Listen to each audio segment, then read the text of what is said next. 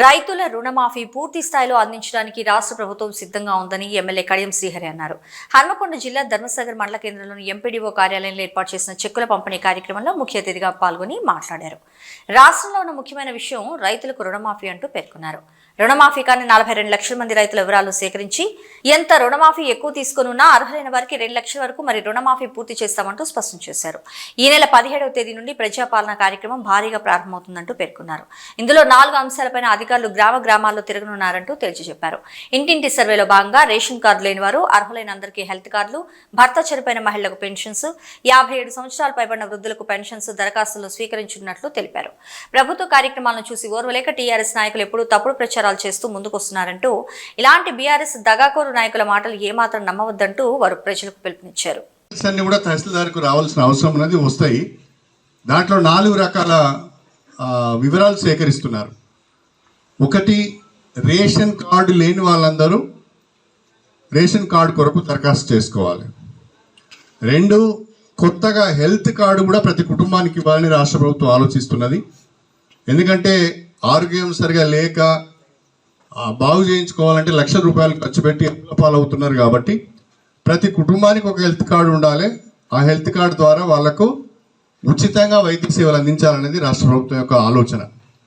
దాని కొరకు health card పైన కూడా వివరాలు సేకరిస్తున్నారు.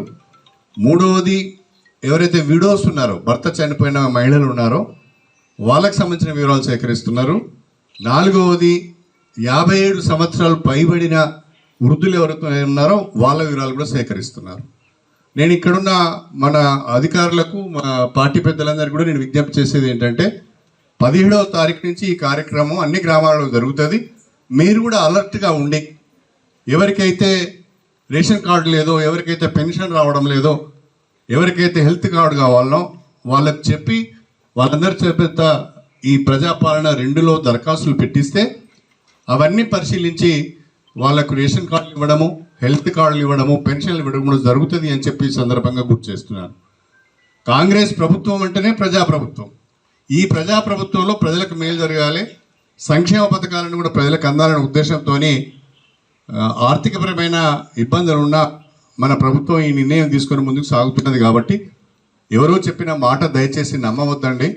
కావాలని మనలా కన్ఫ్యూజ్ చేసే ముచ్చట్లు, తప్పుదో పట్టించే ముచ్చట్లు చాలా చెప్తుంటారు. వీటన్నిటిని కూడా మీరందరూ కూడా గమనించాలని చెప్పి నేను ఈ సందర్భంగా కొడుతున్నాను. నేను అనుకుంటున్నా, ఒకవేళ వివరాలు ఏ గ్రామంలోనైనా సేకరించకపోతే నాకు చెప్పండి. ఆ గ్రామానికి ప్రత్యేకంగా వ్యవసాయ అధికారులను పంపిస్తాము. ఆ గ్రామంలో వివరాలన్నీ కూడా సేకరిస్తాము. 2 లక్షల వరకు అర్హత కలిగిన ప్రతి రైతు కూడా పంట రుణం మాఫీ చేసే విధంగా చర్యలు తీసుకుంటామని చెప్పి నేను మీకు ఈ సందర్భంగా గుర్తు చేస్తున్నాను.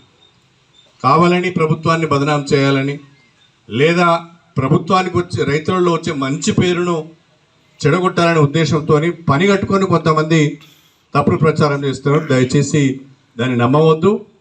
ఎన్ని ఇబ్బందులు ఎదురైనా, ఎన్ని ఆర్థిక ఒడిదుడుకులు ఎదురైనా ముఖ్యమంత్రి రేవంత్ రెడ్డి గారు ప్రకటించిన విధంగా ఈ రాష్ట్రంలో దాదాపు 42 లక్షల మంది రైతులకు 31,000 కోట్ల రూపాయల పంట రుణాలు మాఫీ చేయడం జరుగుతుంది అని చెప్పి కూడా నేను ఈ సందర్భంగా గుర్తు చేస్తున్నాను.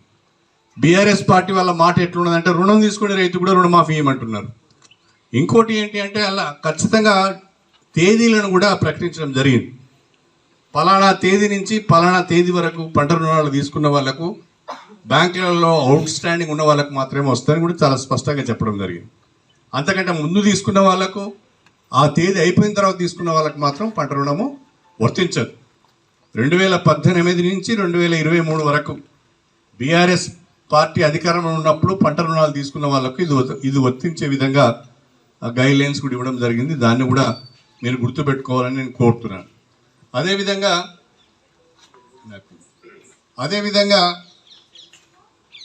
17 సెప్టెంబర్ అంటే ఈ నెల 17 సెప్టెంబర్ నుంచి ప్రజాపాలన 2 ప్రారంభిస్తున్నారు. ప్రజాపాలన 2 ప్రారంభం అవుతున్నది.